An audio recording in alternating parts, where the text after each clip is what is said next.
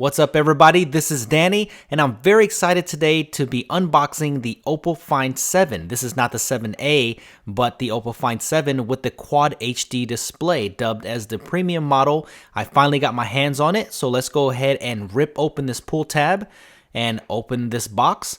And you will find the Oppo Find 7 box inside of the shipping box. Let's go ahead and pull this thing out and rip the plastic off, and let's go ahead and lift the lid.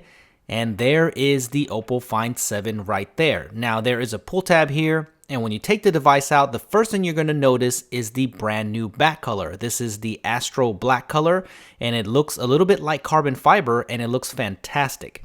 If you've seen the 7A unboxings, this looks a little familiar, right? No, you're not watching a old 7A unboxing or anything like that.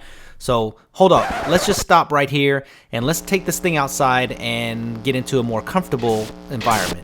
Alright, that's a lot better. So let's go ahead and unbox this thing. Alright, well the first thing that you'll get are some premium headphones. It's nice of Oppo to include premium headphones in the packaging, so I like that. And here is the micro USB to USB cord, which is very typical of Android devices today. And below that is the packaging where you actually get the quick start guide and some warranty information.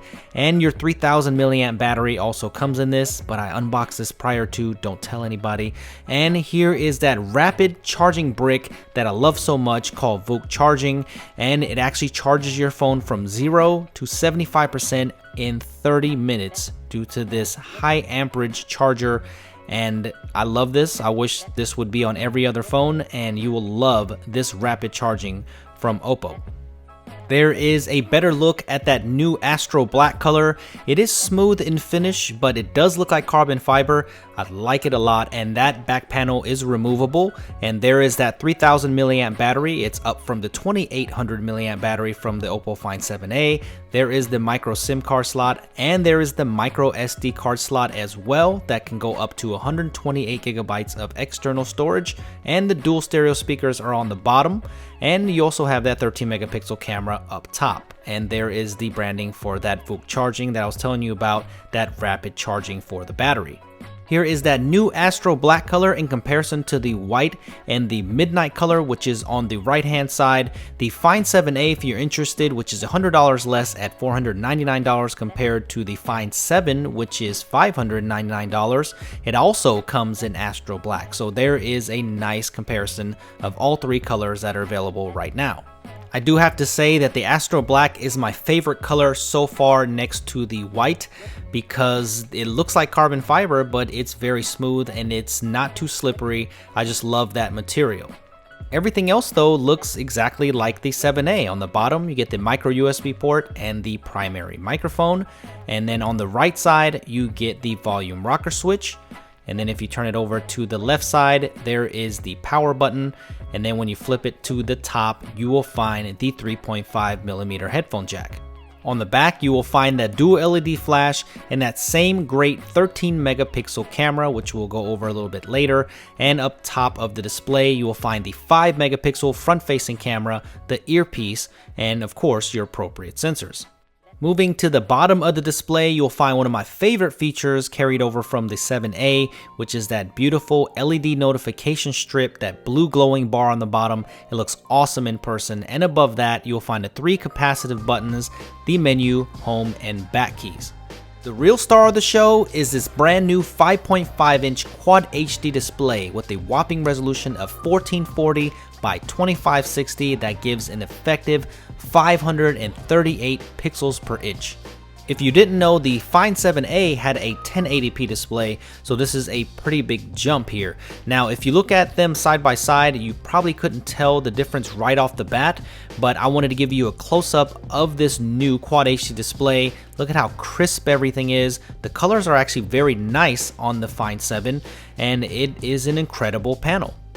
Where you can actually tell the difference is maybe in the home screen and in the wallpapers, where it's actually optimized to take advantage of this new Quad HD resolution. But if you just go into your regular apps, you really won't be able to tell much difference at all. Now, until the developers actually start optimizing for this type of resolution, and when Quad HD displays actually get more market friendly and there'll be more of them in more flagships, then we will probably see more optimization for this. Now, very similar similar to the LG G3 panel. They have the same resolution, they have the exact same pixel per inch, and they have the exact same 5.5-inch display. But there are some differences here, so let's compare them. First of all, let me just say that both of these panels are absolutely gorgeous. I don't think you'll be disappointed in either of them, but there are a little bit of differences here. Look at the Twitter icon and you can see how the blues are definitely different on both panels. It looks like the LG one might be a little bit more contrasty, but you can tell that the color replication is definitely different and the saturation is definitely different too. But the one thing that I've noticed most is where the whites lie here. So the more accurate whites looks like it goes to the Find 7. Now look at the LG G3 whites, they almost look a little bit grayish. They don't look quite right. And maybe this is only on my panel. For some other people said that their G3 panels are not like this, but look at Twitter and look at the whites. Just the whites on the G3 are definitely not accurate, and if I had to give color accuracy, I would definitely give it to the Oppo Find 7 here. What do you guys think about it? The more time that I have with both of these phones, the more little subtleties that I see in the displays. Now, both of them are definitely sharp. They both have superior viewing angles. Now, the one thing that I noticed is that both of these panels are not the brightest, so out in direct sunlight, it might not be the best, but if I had to give the actual brightness winner to both of these panels, I'd give it to the G3. It's a little bit brighter. It might not show better on camera here, but definitely the G3, it can get a little bit brighter, a little bit better viewing in sunlight. The form factor though of the G3 with this tiny bezels, it's hard to beat, but I'll definitely have a full comparison of both of these devices, so make sure you subscribe to the channel so you won't miss that comparison video. The Oppo Find 7 is being powered by the 2.5 GHz quad-core Snapdragon 801 processor with 3 GB of RAM and the Adreno 330 GPU. Now, the extra resolution on the screen, I thought that maybe performance would take a hit, but definitely wrong about that. It is very, very snappy. I've been using this phone for about 4 days now, and I cannot find many hiccups in it whatsoever. It's actually just as fluid or smoother than the Oppo Find 7a. There's been a lot of software updates for the 7a to optimize it. I mean, the camera is very fast, and just opening apps and switching apps in between, and just the fluidity of the OS itself, it's very, very good, as you can see here. Only time will tell though, and I'll let you know in the full review how the performance is on the Oppo Find 7. The biggest disappointment about the software is not the ColorOS 1.2, but its Android version 4.3. So hopefully they'll update that to 4.4 very soon, and since probably a new version of Android is right around the corner with Google I/O, hopefully they'll get their software up to date. ColorOS has a lot of customizable features and also some cool widgets like this camera widget here that you can take right from your home screen. Very awesome. So if you haven't used ColorOS in a while, then I think you'll be impressed with it, and it has some cool gestures as well. The double tap to wake feature is one of my favorites. I love this weather lock screen. It looks really good. You can either unlock the phone or go right into the camera. Now double tap the home button to actually shut the display off. I love that. I use that feature all the time. I wouldn't say ColorOS is my favorite, but it's definitely not as bad as what some people make it out to be. Now, the camera app is definitely the same as the 7a with its HDR mode, its Ultra HD mode, which actually stitches together a 50 megapixel shot. It also has panorama, the ability to take GIFs, and to be able to shoot in RAW. The images that came off the Find 7a are absolutely fantastic. If you haven't seen my review of that, make sure you go and check it out. Also shot a lot of 4K video that you can see separately. And here is an example of the Ultra HD picture where actually it takes a little while to take multiple shots and stitch them together for a 50 megapixel shot. And you can see how much detail is still there on farther subjects, so you might enjoy that if you like higher resolution shots. Just make sure you keep the camera still. There are a few modes here like portrait, smart scene, and night to help you get a great shot. And also I mentioned the 4K Ultra HD video, it's right here, and the Ultra HD video that comes off of this is fantastic. I've shot entire reviews with the Oppo Find 7a, so this should be the same, but if anything changes, I will let you know in my full review if these optics or the software is a little bit different. Look at how fast that burst shot is. 20 pictures just like that.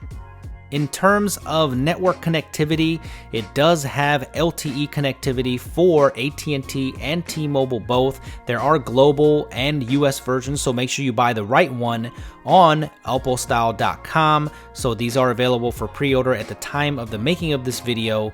And the actual multimedia experience though is fantastic. It's got a great screen, as you already know, but those dual stereo speakers on the back actually sound pretty good. Now they're not HTC One M8 good, but they do sound loud and it will definitely do the job. And I love the way the Oppo Find 7 feels in the hand, especially with that new back cover, but it is a tall device just like the OnePlus One.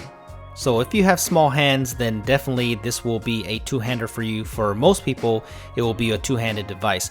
But what do you guys think about the Oppo Find 7 with the Quad HD display? Is this what you've been waiting for now and you can't wait to get this device? And what kind of things do you want to see in the full review? I mean, I just want to be able to do some focus specific things since I've already had the review on the 7A. A lot of things are similar. So let me know what you want to see in the full review. I know a lot of you want to probably see some battery tests, maybe some gaming, some more camera shots, whatever you want. Let me know. Follow me on Twitter at SuperScientific and let me know there because I'm on there pretty much all the time. And make sure you subscribe to my channel if you haven't already for more great content. And I will see you guys in the next video.